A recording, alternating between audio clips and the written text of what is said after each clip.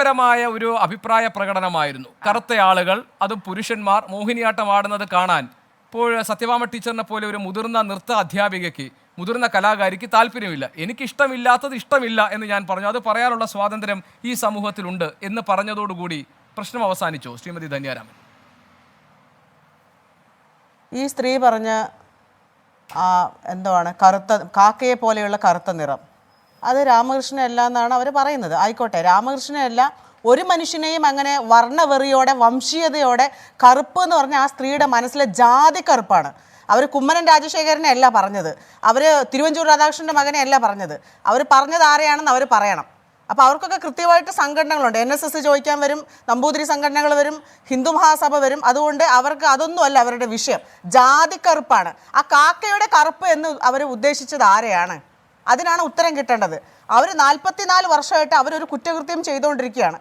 അവരിപ്പം ഇന്ന് പറഞ്ഞു ചാലക്കുടിയിലുള്ള അധ്യാപകൻ സംഗീത നാടക അക്കാദമിയായിട്ട് ബന്ധപ്പെട്ട ഈ ലേഡിക്ക് പേര് പറയാനുള്ള ചങ്കൂറ്റമില്ല. അതുകൊണ്ട് ദൂരത്തെയും അടുത്തെയും ഒക്കെ ആരെങ്കിലും പറഞ്ഞിട്ടുണ്ടാവും, അത് നീ പേര് പറഞ്ഞാൽ അത് അട്രോസിറ്റി ആവും, നീ റിമാൻഡിലാവും, നീ ജയിലിൽ പോകേണ്ടി വരും, അത് വർണ്ണവെറിയാണ്, ജാതീയതയാണെന്ന് ആരെയോ പറഞ്ഞതുകൊണ്ട്, അത് ആരോ പറഞ്ഞ് മനസ്സിലാക്കി കൊടുത്തുകൊണ്ട് ആ യൂട്യൂബർ പറഞ്ഞിട്ടുണ്ടായിരിക്കണം. കാരണം യൂട്യൂബർ ആയിട്ടുള്ള സുമേഷ് മാർക്കോ പോളോ എന്ന് പറയുന്നവൻ അട്രോസിറ്റി കേസിൽ ജയിലിലായിട്ട് ഇപ്പോൾ റിമാൻഡിൽ ഇറങ്ങി ആഴ്ചയിൽ പോയി കോടതിയിൽ ഒപ്പിടുന്നവനാണ്. അപ്പോൾ ഇവരും കൂടെയുള്ള പ്ലാൻഡ് ആയിട്ടുള്ള ഒരു സാധനമാണിത്. അപ്പോൾ അത് ബോധമുള്ളവർക്ക് അത് മനസ്സിലാവും. പക്ഷേ ഈ ലേഡി അത് പേര് പറയാൻ തയ്യാറല്ല. ഇവർക്ക് ഇന്ന് ഈ ചാനൽ ചർച്ചയിലൊക്കെ വന്നിരുന്ന ഇവർക്ക് 66 വയസ്സായെന്ന് പറഞ്ഞു. 66 വയസ്സ് വരെ ജീവിച്ചിട്ട് ഇവർ വെളുത്തിരുന്ന സ്ത്രീ ആയിട്ട് പോലും ഇവരുടെ കരിയറിൽ ഇവർക്ക് ഉയർച്ച ഉണ്ടായിട്ടില്ല. ആ ചാനലുകാരോട് അവർ പറഞ്ഞ എന്താ, എൻ്റെ ഇത്രയും കാലം ഈ 66 വർഷമായിട്ട് ഞാനിവിടെ ഉണ്ട്, നിങ്ങൾ ഒരിക്കൽ പോലെങ്കിൽ ഈ വീട്ടുമുറ്റത്ത് വന്നോ? അപ്പോൾ അവരുടെ കരിയറുടെ ഫെയിലറാണ്. അവരെത്ര വെളുത്തിരുന്നിട്ടും അവരെത്ര എന്തൊക്കെ ഡാൻസ് ചെയ്തിട്ടും അവരെ തേടി അങ്ങോട്ടേക്ക് മാധ്യമപ്രവർത്തകർ പോയില്ല എന്നുള്ളതാണ് അവർ പരാതി. അപ്പോൾ അത് എന്താണ് അവരുടെ വെളുപ്പ് നിറം കൊണ്ട് അവരെന്ത് നേടി എന്നുള്ളതൊന്ന് പറഞ്ഞാൽ കൊള്ളാമായിരുന്നു. പിന്നെ ഇവർ ഈ പറയുന്ന നാട്യശാസ്ത്രത്തിൽ എവിടെയാണ് വെളുത്തവർക്ക് മാത്രമേ മോഹിനിയാട്ടം അവതരിപ്പിക്കാവൂ എന്ന് പറഞ്ഞിട്ടുള്ളത്? എവിടെയാണ് പറഞ്ഞിട്ടുള്ളത്? അത് ഒരിടത്തും അത്തരത്തിൽ ഒരു കാര്യം പറഞ്ഞിട്ടേ ഇല്ല. ഇവർ വീട്ടിലെ തന്നെ ഇവരുടെ മരുമകളെ തന്നെ ദ്രോഹിച്ച് താലിമാല വലിച്ചു പൊട്ടിച്ച് കന്റോൺമെന്റ് പോലീസ് സ്റ്റേഷനിൽ കേസുള്ള ഒരു സ്ത്രീയാണ്. പൊതുവെ ഒരു ക്രിമിനൽ സ്വഭാവം ഉള്ളിലുള്ള ഒരു സ്ത്രീയാണ്. അവരാണ് ഇവിടെ ഇരുന്ന് മനുഷ്യരെ വെല്ലുവിളിക്കുകയാണ്. പൊതുസമൂഹത്തോട് പറയുകയാണ്, കാക്കയെ പോലെ കറുത്തിരിക്കുന്നവർക്ക് കലാരംഗത്ത് വരാനുള്ള അങ്ങനത്തെ ഒരു സ്പേസ് കൊടുക്കരുതെന്നുള്ളൊരു മെസ്സേജാണ് അവർ പുതിയ തലമുറയ്ക്ക് കൊടുക്കുന്നത്. അവർ 66 വയസ്സുള്ള നല്ലൊരു നർത്തകിയും നല്ലൊരു മനസ്സിൻ്റെ ഉടമയും ആയിരുന്നെങ്കിൽ കല എന്ന് പറയുന്നത് തുല്യതയുടെയും നീതിയുടെയും ജെന്യൂൻ ആയിട്ടുള്ള ഒരു സ്പേസ് ആണ്. അതിനെ വെടക്കാക്കുകയാണ് ചെയ്തത്. അടുത്ത തലമുറയ്ക്ക് കൊടുക്കുന്ന മെസ്സേജ് എന്താണ്?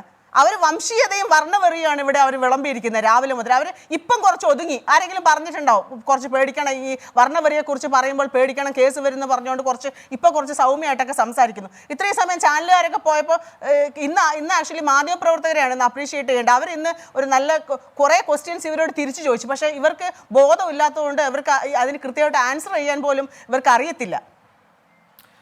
ശ്രീമതി ഭാഗ്യലക്ഷ്മി, ഇപ്പൊ ഈ കേരളത്തിൽ അടുത്തടുത്തായി നമുക്ക് ഈ ജാതി അധിക്ഷേപത്തിന്റെ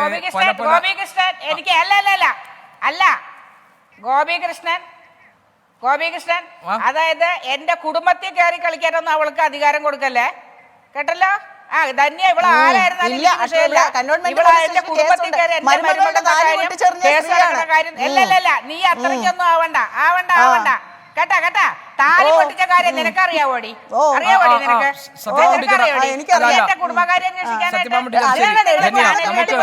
ടീച്ചർ പറഞ്ഞതുപോലെ തന്നെ വ്യക്തിപരമായ കാര്യങ്ങളിലേക്ക് ഈ ഘട്ടത്തിൽ കടക്കണ്ട. നമുക്ക് ഇതൊരു സാമൂഹിക വിഷയമെന്ന് ടീച്ചർ പറഞ്ഞത് ശരിയാണ്.